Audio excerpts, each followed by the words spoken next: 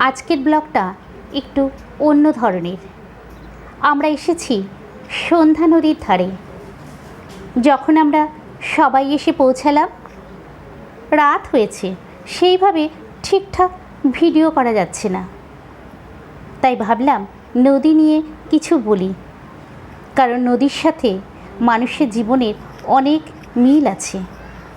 নদী একটি ছোট্ট নাম, এর মধ্যে লুকিয়ে আছে কত গভীরতা, যা পরোক্ষভাবে প্রভাব বিস্তার করে মানুষের জীবনের সাথে।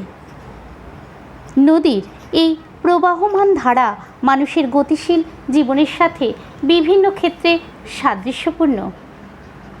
মানুষের মতো নদীও সুখ, দুঃখ, হাসি, কান্না বুকে নিয়ে নিরন্তর ছুটে চলেছে, উৎস থেকে মোহনা অবধি।